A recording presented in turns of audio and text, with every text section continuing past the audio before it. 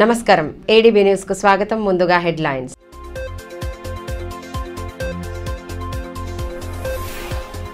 Cantonment MLA Lasya Nanditha మృతి పట్ల BRS శ్రేణుల తీవ్ర దిగ్భ్రాంతి. ఎమ్మెల్యే అకాల మరణం పార్టీకి తీరని లోటని ఆవేదన వ్యక్తం చేసిన మాజీ మంత్రి జోగు రామన్న.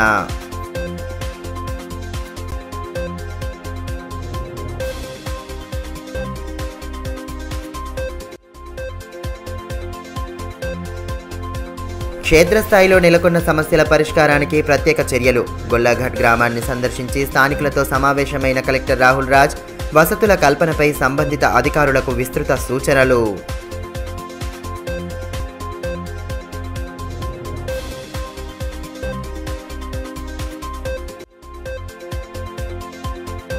ఆస్తి పన్నుల వసూళ్లపై ప్రత్యేక దృష్టి సారించిన బల్దియా యంత్రాంగం. సకాలంలో పన్నులు చెల్లించి అభివృద్ధికి సహకరించాలన్న మున్సిపల్ కమిషనర్. మొండి బకాయిలు చెల్లించని వారి ఆస్తులను సీజ్ చేస్తామని స్పష్టీకరణ.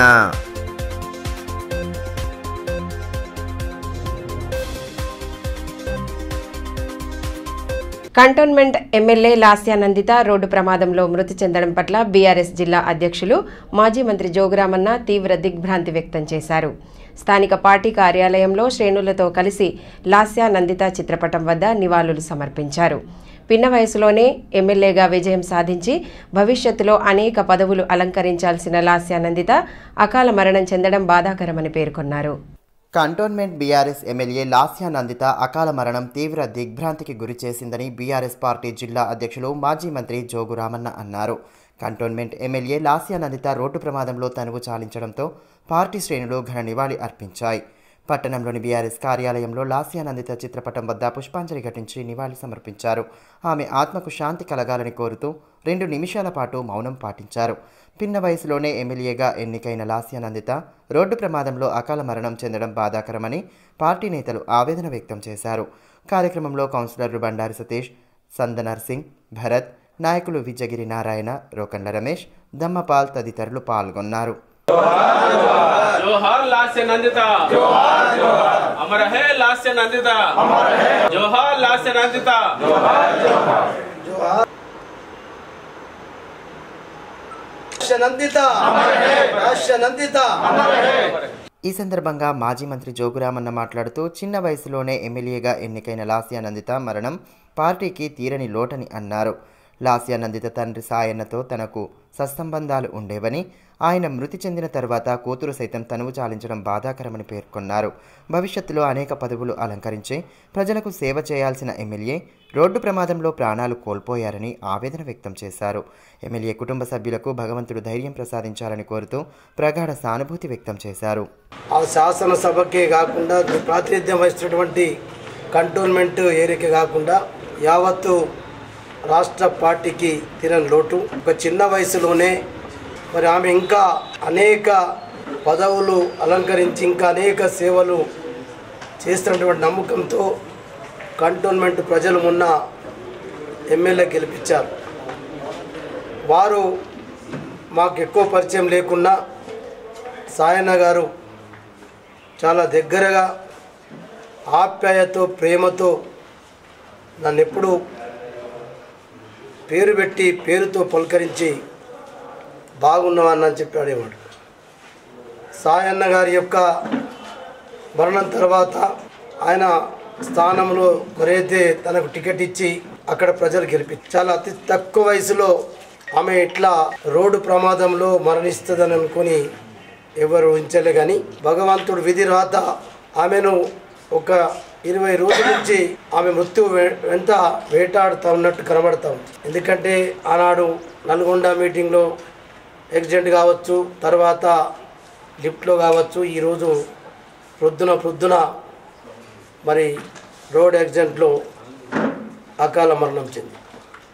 అందుకని ఆదిలాబాద్ జిల్లా బీఆర్ఎస్ పార్టీ మరొకసారి వారి కుటుంబ సభ్యులందరికీ, పార్టీ సభ్యులందరూ ఇక్కడ పాల్గొన్న వాళ్ళే కాకుండా అందరం కూడా వారి యొక్క యాక్సిడెంట్లో మరణం విన్న తర్వాత చాలా బాధకు మరి మాకు దిగ్భ్రాంతి బాధ వ్యక్తమైంది. భీంపూర్ మండలంలోని గొల్లఘాట్ గ్రామాన్ని శుక్రవారం జిల్లా పాలనాధికారి రాహుల్ రాజ్ సందర్శించారు. ఇటీవల అసెంబ్లీ ఎన్నికలను గ్రామస్తులు బహిష్కరించిన నేపథ్యంలో స్థానికంగా నెలకొన్న సమస్యలపై ఆరా తీశారు. గ్రామంలో మౌలిక వసతులు, స్థానికులకు కల్పించాల్సిన సౌకర్యాల విషయమై అధికారులకు విస్తృత సూచనలు చేశారు. సమస్యల పరిష్కారానికి తన వంతుగా పూర్తి చర్యలు తీసుకుంటానని గ్రామస్తులకు కలెక్టర్ భరోసా కల్పించారు. గ్రామంలో నెలకొన్న సమస్యలపై నిరసన వ్యక్తం చేస్తూ ఇటీవల జరిగిన అసెంబ్లీ ఎన్నికలను బహిష్కరించిన భీంపూర్ మండలం గొల్లఘాట్ గ్రామాన్ని కలెక్టర్ రాహుల్ రాజ్ శుక్రవారం సందర్శించారు. గ్రామస్తులతో సమావేశమై వారి సమస్యలను అడిగి తెలుసుకున్నారు. రహదారి సౌకర్యం, మిషన్ భగీరథ నీటి సరఫరా, ఉపాధి హామీ పనులు, విద్యుత్ వంటి సమస్యలను స్థానికులు కలెక్టర్ దృష్టికి తీసుకెళ్లారు. గ్రామంలోని పాఠశాలను సందర్శించి విద్యార్థుల సామర్థ్యాలను అడిగి తెలుసుకున్నారు. బోధన తీరు పట్ల సంతృప్తి వ్యక్తం చేశారు. పాఠశాలలో మరుగుదొడ్లు సరిగా లేకపోవడంతో ఎదురవుతున్న ఇబ్బందులను పరిశీలించి వెంటనే వాటి నిర్మాణానికి తగు చర్యలు తీసుకుంటామన్నారు. అదనపు తరగతి గదితో పాటు వంటగదుల నిర్మాణాలు అసంతృప్తిగా ఉండడంతో సంబంధిత అధికారులతో మాట్లాడి పూర్తయ్యేలా చూడాలని ఎంపీడీఓను ఆదేశించారు. ఆయన వెంట MPDO Gaddam Gopalakrishna Reddy, MRO Satyanarayana Rao, mission Bhagiratha JE Chandrasekhar, MPO Sumer Ahmed Khan తదితరులు ఉన్నారు.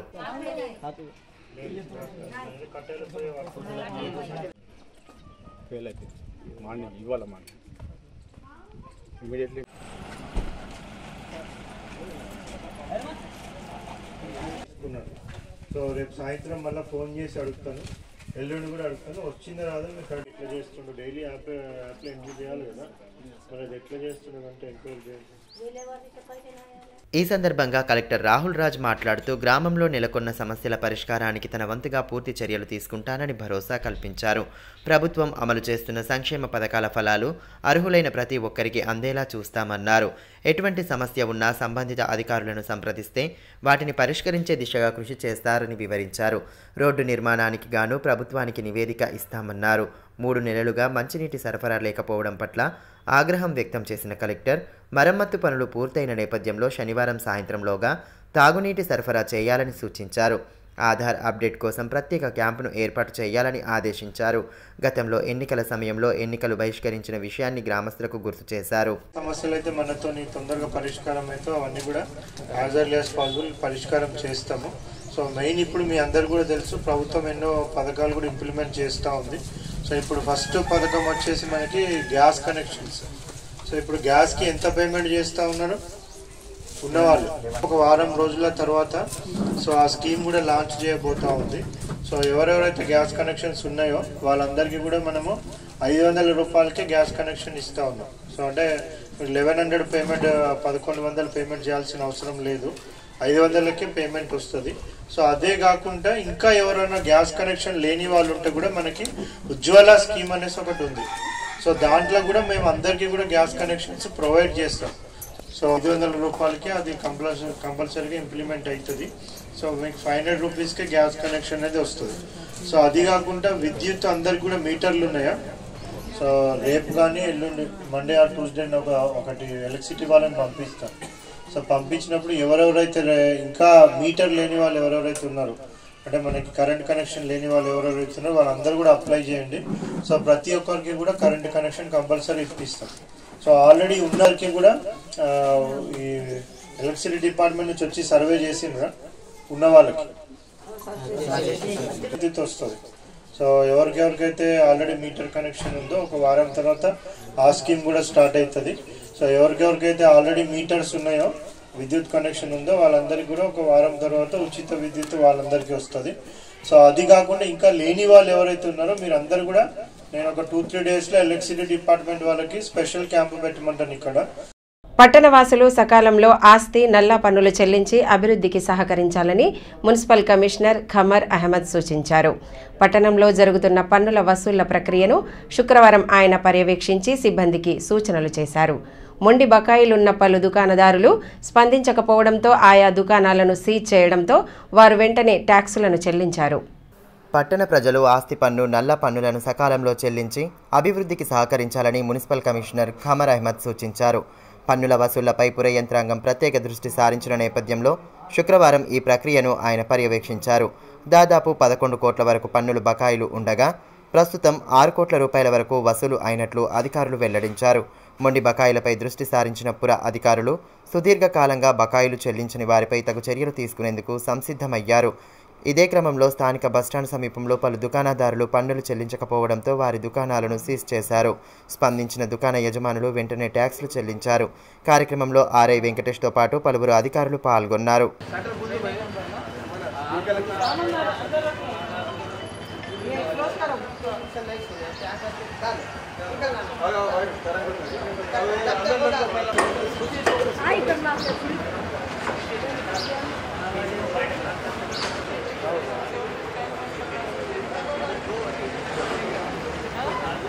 ఈ సందర్భంగా మున్సిపల్ కమిషనర్ ఖమర్ అహ్మద్ మాట్లాడుతూ పెండింగ్లో ఉన్న బకాయిలు చెల్లించని వారికి రెడ్ నోటీసులు జారీ చేయడం జరిగిందని తెలిపారు. పన్నులు సకాలంలో చెల్లిస్తేనే అభివృద్ధి జరిగే అవకాశం ఉన్నందున అందుకు పట్టణవాసులు సహకరించాలని కోరారు. మార్చి నెలాఖరు వరకు నల్లా ఆస్తి పన్నులు చెల్లించాలని కోరారు. మొండి బకాయిలు ఉన్నవారు స్పందించని పక్షంలో వారి దుకాణాలు ఆస్తులను సీజ్ చేయడం జరుగుతుందని స్పష్టం చేశారు. ఆదిలాబాద్ పట్టణంలో ఏదైతే మనకు ఆస్తి పన్ను రావాల్సింది ఉందో ప్రతి సంవత్సరం ఈ సంవత్సరం మాకు 11 కోట్ల డిమాండ్ ఉంటే ఇప్పటివరకు 6 కోట్లు వసూలు చేశాక ఇంకా ఒక 5 కోట్లు బ్యాలెన్స్ ఉన్నది. దానికి ప్రజలకి పదే చెప్పిన తర్వాత కూడా వాళ్ళు బకాయిలు చాలా హ్యూజ్గా ఉన్న వాళ్ళకి రెడ్ నోటీసెస్ ఇవ్వడం జరిగింది. వాళ్ళకు ప్రతిసారి టచ్ చేయడం జరిగింది. వాళ్ళకు అమౌంట్ కట్టమని చెప్పేసి ట్యాక్స్ ఈ పట్టణ పౌరులు ఏదైతే ఉన్నారో ట్యాక్స్ కడితేనే మున్సిపాలిటీకి అభివృద్ధి జరుగుతుంది కాబట్టి వాళ్ళు ఈ అభివృద్ధిలో సహాయపడతారని చెప్పేసి అందరికీ చెప్తున్నాము ఈ మీడియా ముఖంగా. కానీ ఎవరైతే మొండి బకాయిలు ఉన్నారో వాటికి సీరియస్ యాక్షన్ తీసుకోవడం జరుగుతుంది. మా మున్సిపాలిటీ నుంచి స్పెషల్ టీమ్స్ కూడా ఫామ్ చేశాము. వాళ్ళు ఈ మార్చ్ ఎండింగ్ వరకు కంప్లీట్గా తిరుగుతూ ఉంటారు. ఎవరైతే ఇంటి యజమానులు ఉన్నారో వాళ్ళకు మొండి బకాయిల వాళ్ళకి నల్లలు కట్ చేయడం కానీ వాళ్ళ ఆస్తులు జప్తు చేయడం కానీ జరుగుతుంది. అలాగే ఒకవేళ షాప్స్ ఉంటే దానికి షాప్స్కి సీజ్ చేయడం జరుగుతుంది. ఈ మీడియా ముఖంగా అందరికీ తెలియజేస్తున్నాము. కావున పట్టణ ప్రజలందరూ పట్టణాభివృద్ధికి వాళ్ళు సహకరిస్తారని చెప్పేసి ఆస్తి పన్ను సకాలంలో చెల్లిస్తారని మనవి చేస్తున్నాము. ఎవరైతే మొండి బకాయిలు ఉన్నారో వాళ్ళకి సీజ్ చేయడం జరుగుతుంది. ఈరోజు కూడా ఒక 4 షాప్స్ సీజ్ చేయడం జరిగింది. పెట్టుబడిదారులకు అనుకూలంగా వ్యవహరిస్తున్న కేంద్ర ప్రభుత్వం రైతుల సంక్షేమాన్ని పూర్తిగా విస్మరిస్తోందని సిపిఎం పార్టీ శ్రేణులు ఆరోపించాయి. రైతుల హక్కుల సాధన కోసం నిరసన చేపడుతున్న పంజాబ్ యువ రైతు మృతి పట్ల ఆ పార్టీ నేతలు తీవ్ర సంతాపం వ్యక్తం చేసి కేంద్ర ప్రభుత్వ దిష్టిబొమ్మను దగ్ధం చేశారు. కేంద్ర ప్రభుత్వం అవలంబిస్తున్న ప్రజా రైతు కార్మిక వ్యతిరేక విధానాలను వెంటనే ఉపసంహరించుకోవాలని సిపిఎం పార్టీ జిల్లా కమిటీ సభ్యులు బొజ్జ ఆశన్న డిమాండ్ చేశారు. కేంద్రం విధానాలను నిరసిస్తూ ధర్నా చేపడుతున్న పంజాబ్కు చెందిన యువ రైతు మృతి పట్ల పార్టీ శ్రేణులు ప్రగాఢ సంతాపాన్ని వ్యక్తం చేశాయి.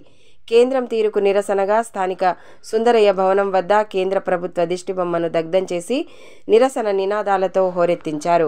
సిపిఎం జిల్లా కమిటీ సభ్యురాలు మంజుల, వ్యవసాయ కార్మిక సంఘం జిల్లా అధ్యక్ష సహాయ కార్యదర్శులు ఎన్ స్వామి, కె ఆశన్న, జిల్లా ఉపాధ్యక్షురాలు పొచ్చక్క, సిఐటియు జిల్లా కమిటీ సభ్యులు అగ్గిమల్ల స్వామి తదితరులు ధర్నాలో పాల్గొన్నారు.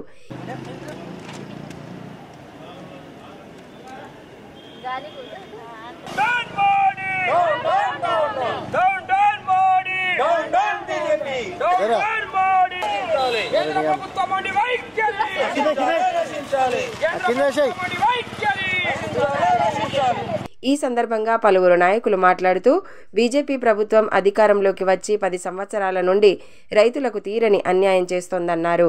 పెట్టుబడిదారులకు అనుకూలంగా వ్యవహరిస్తోందని మండిపడ్డారు. రైతుల హక్కుల కోసం పోరాటం చేస్తున్న హర్యానా యువ రైతు మృతి పట్ల సంతాపం ప్రకటించారు. వెంటనే సదరు కుటుంబాన్ని ఆదుకోవాలని డిమాండ్ చేశారు.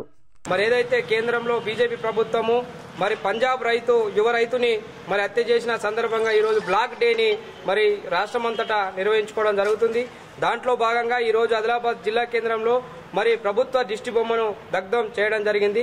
ఒకటే ఉద్దేశము, ఇవాళ రైతులు పెద్ద ఎత్తున ఢిల్లీలో పోరాటం చేస్తున్నది సంగతి అందరికీ తెలిసిందే. మరి వాళ్ళ రైతులు వాళ్ళ హక్కుల కోసము మరి వాళ్ళ హక్కుల కోసం పోరాటం చేస్తున్నారు. ఇవాళ వారి అందరినీ కాల్పులు చేస్తూ డిఆర్ గ్యాసులు వేస్తూ అనేక రకాలుగా ఇబ్బందులు పెడుతున్నటువంటి పరిస్థితులు ఉన్నాయి.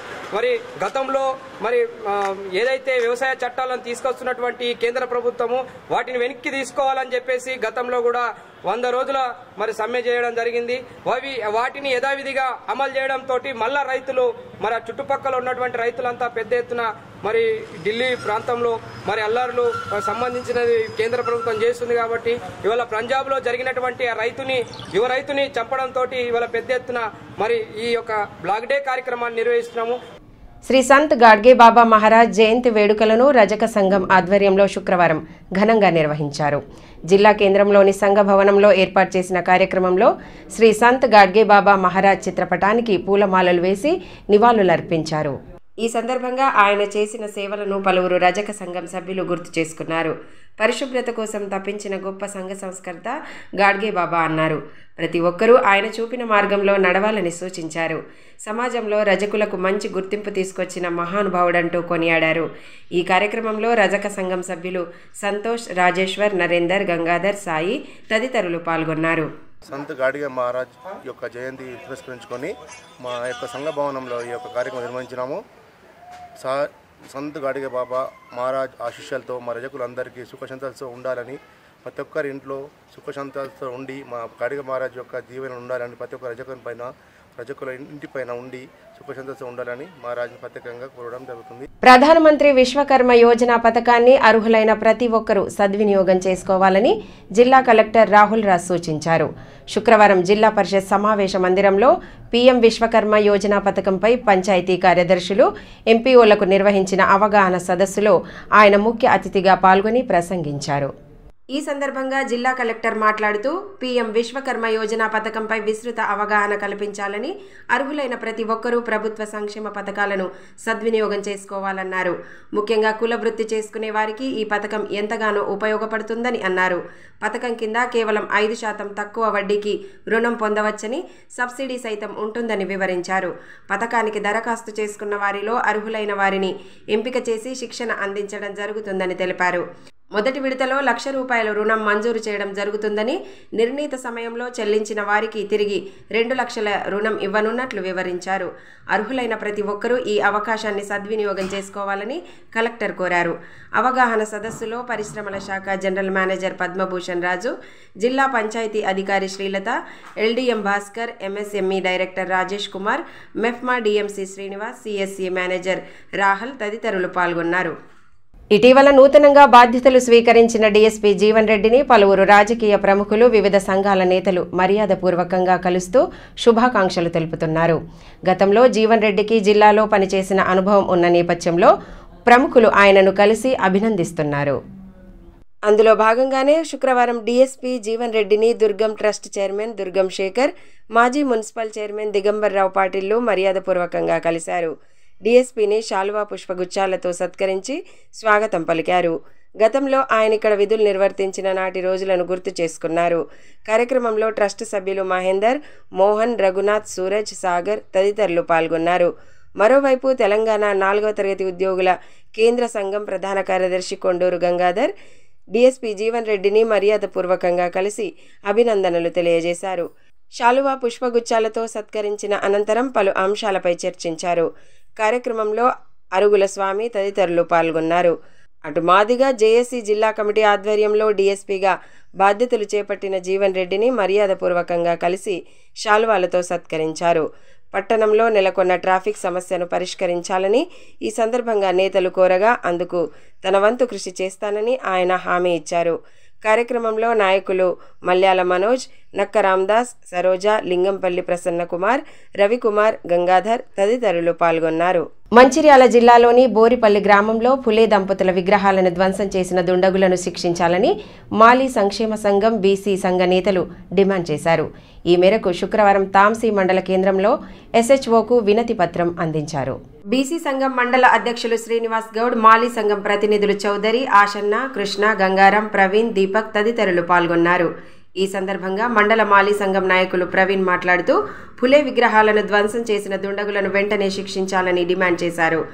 ఇటువంటి ఘటనలు పునరావృతం కాకుండా తగు చర్యలు తీసుకోవాలన్నారు. ధ్వంసం చేసిన నిందితులను జై జ్యోతి జై క్రాంతి. మంచిర్యాల జిల్లా కోటాపల్లి మండలం బీరాపల్లి గ్రామంలో మహాత్మా జ్యోతిరావు పులే మరియు సావిత్రిబాయి పులే విగ్రహాలను ధ్వంసం చేసిన దుండగులను వెంటనే చట్టరీత్యంగా చర్యలు తీసుకొని వాళ్ళని అరెస్ట్ చేయాలని ఈరోజు తాంసీ మండల బీసీ సంక్షేమ సంఘ శాఖ మరియు మాలి మహాసంఘం తరఫున పోలీస్ స్టేషన్లో పిటిషన్ ఇవ్వడం జరిగింది. అలాగే రాజ్యాంగ నిర్మాత డాక్టర్ బాబాసాహెబ్ అంబేద్కర్ గారికి వినతి పత్రం ఇచ్చి నిరసన తెలపడం జరిగింది. వార్డులో నెలకొన్న సమస్యల పరిష్కారానికి స్థానిక ఎంఐఎం నేతలు కృషి చేయాలని ఆ పార్టీ పట్టణ అధ్యక్షుడు నాజీర్ అహ్మద్ అన్నారు. శుక్రవారం పట్టణంలోని పార్టీ కార్యాలయంలో ఏర్పాటు చేసిన కార్యక్రమంలో ఆయన పాల్గొన్నారు. ఈ సందర్భంగా బంగారిగూడకు చెందిన పలువురు యువకులు ఎంఐఎం పార్టీలో చేరగా వారికి కండువాలు కప్పి సాదరంగా ఆహ్వానించారు. రానున్న పార్లమెంట్ ఎన్నికల్లో హైదరాబాద్ స్థానం నుండి ఎంఐఎం పార్టీ జాతీయ అధ్యక్షుడు అసదుద్దీన్ ఓవైసీ భారీ మెజారిటీతో గెలుస్తారని ఈ సందర్భంగా నాజీర్ అహ్మద్ ఆశాభావం వ్యక్తం చేశారు. కొంతమంది నాయకులు ఎంఐఎం పార్టీపై చేస్తున్న దుష్ప్రచారాన్ని తీవ్రంగా ఖండించారు. కార్యక్రమంలో నాయకులు రోహిత్, షకీల్, అశోక్, అఫ్సర్ తదితరులు పాల్గొన్నారు.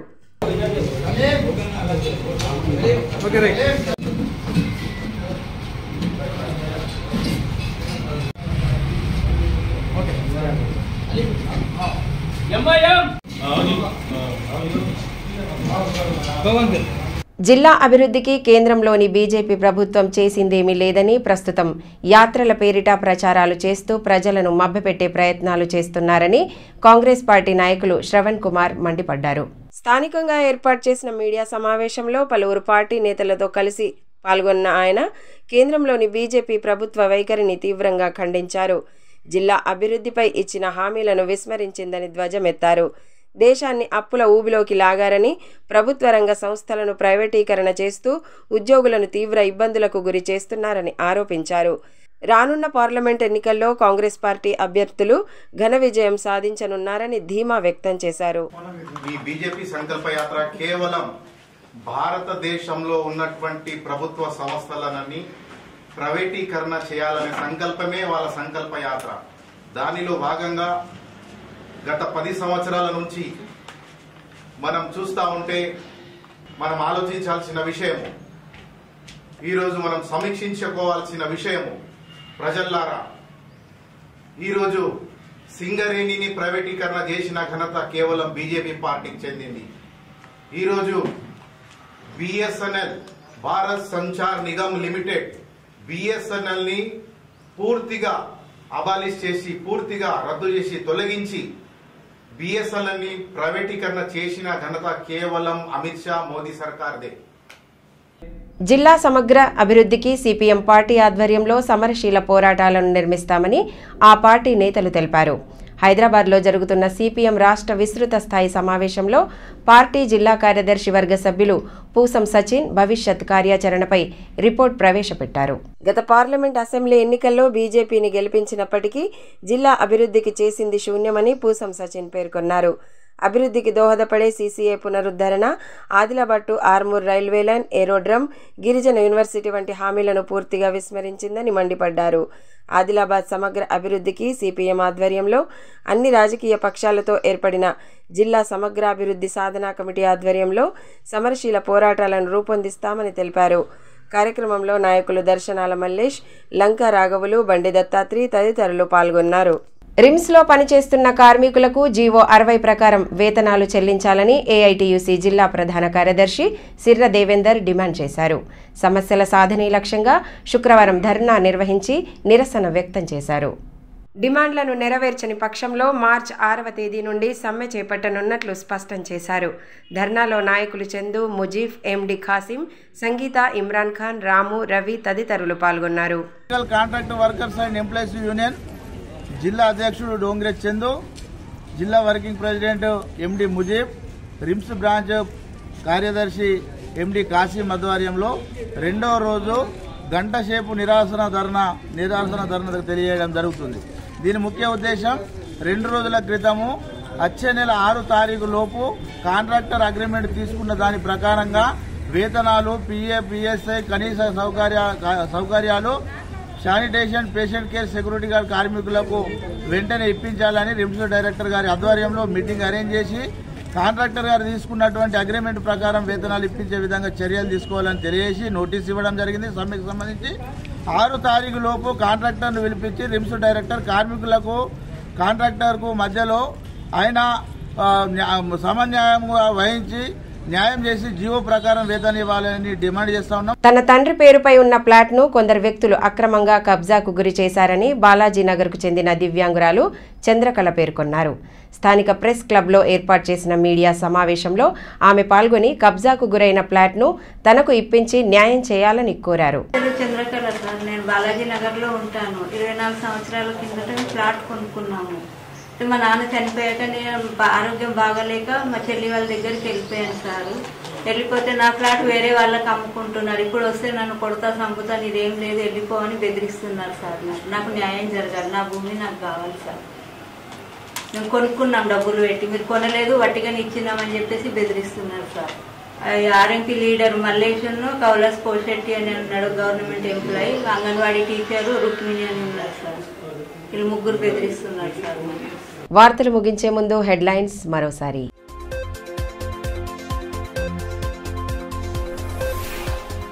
కంటోన్మెంట్ ఎమ్మెల్యే లాస్యా నందిత మృతి పట్ల బీఆర్ఎస్ శ్రేణుల తీవ్ర దిగ్భ్రాంతి.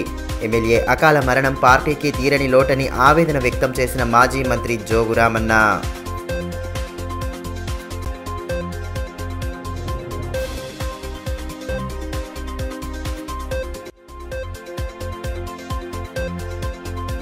క్షేత్రస్థాయిలో నెలకొన్న సమస్యల పరిష్కారానికి ప్రత్యేక చర్యలు.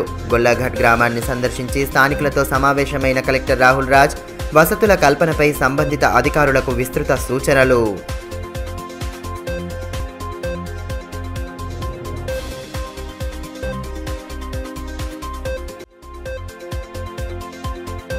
ఆస్తి పన్నుల వసూళ్లపై ప్రత్యేక దృష్టి సారించిన బల్దియా యంత్రాంగం.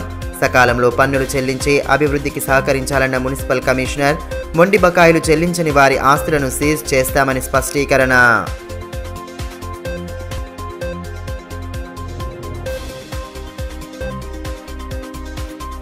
ఈ వార్తలు ఇంతటితో సమాప్తం.